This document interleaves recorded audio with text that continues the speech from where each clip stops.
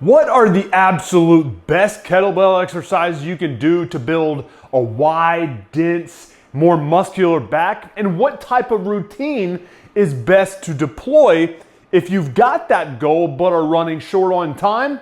In today's video, we're going to answer both of those questions, going over the top 5 movements that you need to be utilizing, as well as give you a killer workout that shows exactly what it takes to build a more developed set of lats, traps, rhomboids, and even rear delts to round it all out. Before we get into those top 5 movements and fast-paced kettlebell workout attached to it though, I need to make this one disclaimer. The real determining factor on the speed and or degree of the results you get will be more predicated on what you do outside of the gym. So put in the work with your weights, but make damn sure you follow it up with a solid diet that puts you in a slight, let's say 500 to 1,000 daily caloric surplus, and get the sleep you need to tie it all together to facilitate the growth that you're looking for. Now that that's said, let's get into the meat and potatoes of the video. First off, let's discuss the kettlebell exercises responsible for maximizing the level of goal-specific stress we're looking to put our body through.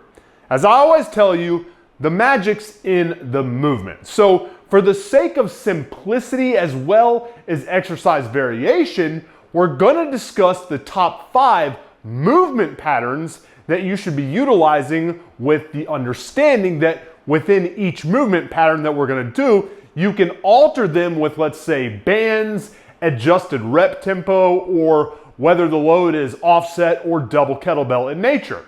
And this variability actually can provide you with the never-ending levels of stress that constantly force new adaptations. So keep that in mind when I rattle these 5 off. Options 1 and 2 are actually quite obvious. These are gonna be your horizontal pulls, AKA rows, and your vertical pulls, AKA chin-ups or pull-ups.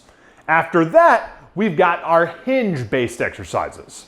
Whether done ballistically as you do with swings, cleans, or snatches, or conventionally via deadlifts, these require you to ratchet down or pack your scapula and tighten your core to help insulate your spine from any deviation in spine neutrality. And while it's doing this, your lats, traps, and rhomboids are all being invited to the work party, which gives you the stress you need to initiate a growth response. Next up, we have a dark horse that many of you will think I'm absolutely crazy for saying, but nonetheless, it's one that will most definitely build that density and broadness that is a calling card of someone with a well-defined back. I'm talking about standing vertical presses. And you can mock me if you want for this take, but before you do, let me ask you if you've ever seen an Olympic lifter with a small back. The answer is no. And one of the reasons is that although your delts are obviously the prime mover of this exercise, you doing them from a standing position forces your back to put in a lot of work to stabilize your spine and the head of your humerus to be able to properly execute the movement itself. All of which yields a killer movement for back development. Just make sure when you understand me saying that a vertical press is a great way to develop your back, you understand that it's from a standing position that forces active stabilization that gives your back the recruitment it needs to facilitate the growth that you're looking for. And the last move is gonna be, in my mind, one of the most underrated yet valuable exercises any human can do for strength, size, and conditioning. I'm talking about the good old carry variations, specifically in the rack position as well as farmer positions down at your hips. And just like with hip hinges and standing vertical presses, the real benefit here is how the targeted muscles for growth we're attempting to stress are being stressed by way of insulating movement instead of initiating movement. And it's this combination of back exercises that are associated with both movement and prevention of movement that give us the most well-rounded back workout that we can do. So prioritize all of them, as well as good eating and consistent sleep, and you'll be rewarded with some fast and badass back gains. Now, enough talking. Let's get to work on today's quick and kick-ass kettlebell back routine.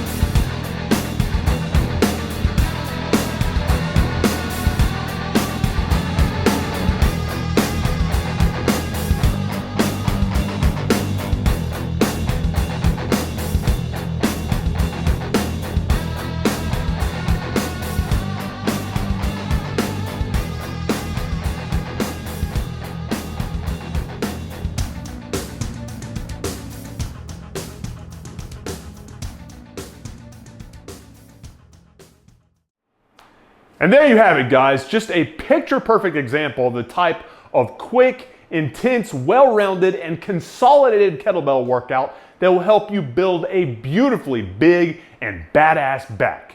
If you want to learn more about how to not just develop your back, but all other body parts as well with the use of only kettlebells, then check out my official kettlebell functional bodybuilding program, BodyCon 6, by visiting either the first link in the description box or the pinned link in the comment section that you see down below. It's a great tool for building functional, powerful, athletic size from head to toe and helps you achieve that with routines that won't take too long to perform. So if you're short on time yet hungry for some solid size gains, give this program a good hard look and decide for yourself if it's something that you'd be interested in. Appreciate your time, guys. Have a good one. Chandler out.